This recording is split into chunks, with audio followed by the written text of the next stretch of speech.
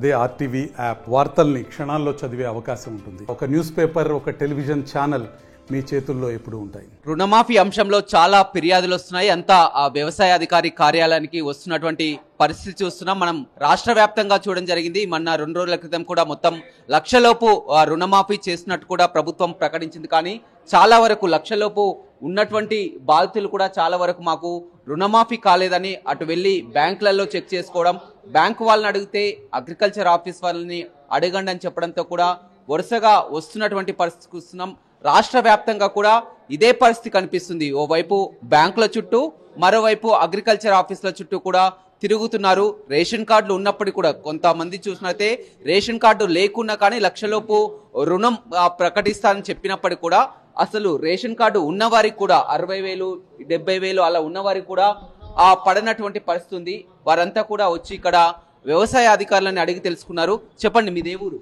మా దొరపల్లి. ఏం జరిగింది? 65,000 తీసుకున్నాను నేను. 65,000 అంటే బ్యాంక్ పెన్షన్ అడిగితే 73,000 ఉన్నాయి. అది ఏ సార్ ఎందుకు బాగాలేదంటే నువ్వు అగ్రికల్చర్ ఆఫీసర్ పో కనుక్కొని రాబో అని చెప్తుంది. అందుకే ఇప్పుడు ఇక్కడికి వచ్చాను నేను. రేషన్ కార్డు ఉంది, నాకు ఆధార్ కార్డు అన్నీ ఉన్నాయి. మాది కాలాపల్లి సార్. ఎకరన్నర పొలం. దాంట్లో 80,000 ఉంది సార్. మాఫీ కాలేదా? కాలేదు సార్. ఎందుకంటే ఏమంటున్నారు? నువ్వు అప్పుడు ఎప్పుడు ఎత్తుకున్నావు, నీకు రాదు అని అంటున్నారు సార్. చేసుకోలేదు సార్. అదే చేసుకోలేదని. మీదేంటి పరిస్థితి? మాది అదే సార్. 10 ఏళ్ళ తీసుకున్నాం సార్. అయితే కాదన్నారు. చెప్పండి అమ్మా, మీదే ఊరు? ఇప్పుడు ఒక 8 నెలలు అవుతుంది సార్ రిమల్ చేయించుకొని. ఇంతవరకు డబ్బులు నాకు 40,000 ఉన్నాయి. 40,000 ఇంత ఇప్పుడు చూస్తే మొత్తం కాలేదంటారు సార్. పక్కన వాళ్ళందరూ పడ్డాయి. ఏమో మరి అది ఎందువల్ల మేము చూపించుకొని ఇప్పుడే వస్తున్నాం సార్. మరి బ్యాంకు పోయినాం. బ్యాంకు పోతే ఇంకా దాంట్లో డబ్బులు పడలే కదా అని అంటారు. ఈడిపోతే ఏ సపోర్ట్ చేస్తలేరు సార్. మరి రేషన్ కార్డు ఉంది, తెల్ల రేషన్ కార్డు. మా ఊళ్ళో సనా మందికి వచ్చినాయి కానీ మరి మాకు రాలే కదా సార్.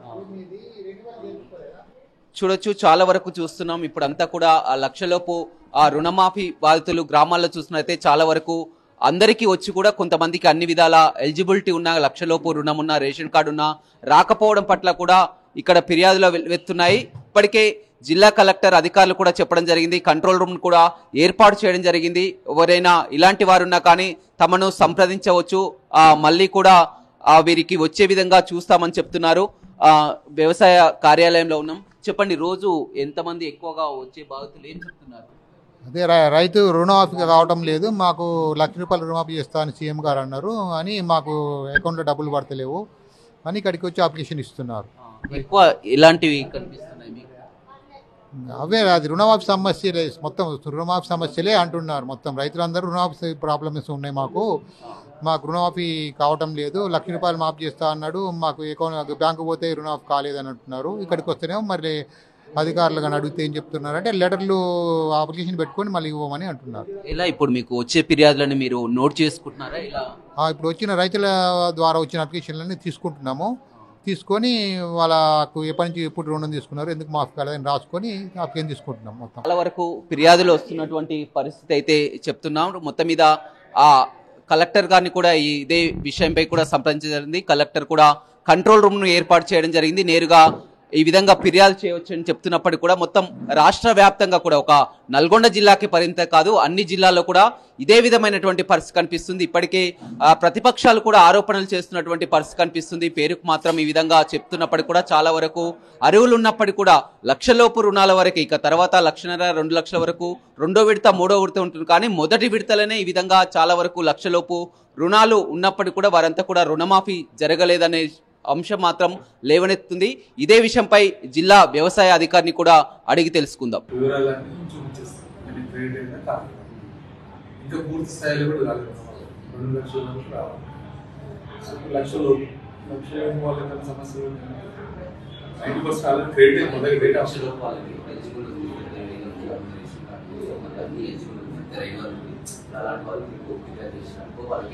ఫిర్యాదు అంటే తనకు పడలేదని వస్తే పడలేదని వచ్చి చెప్పారు.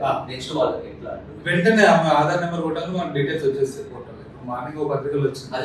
అదే సార్ కొట్టినాం అందులో పేరు లేదు, ఇద్దరు లేదు. ఆధార్ నెంబర్ కొడితే పేరు లేదు, కాకపోతే ఆమె అన్ని విధాలు ఎలిజిబుల్ ఉంది. మరిన్ని వీడియోస్ కోసం ఛానల్ ని సబ్స్క్రైబ్ చేయండి, లేటెస్ట్ అప్డేట్స్ కోసం వాట్సాప్ ఛానల్ ని ఫాలో చేయండి అండ్ లింక్ డిస్క్రిప్షన్ లో ఉంది.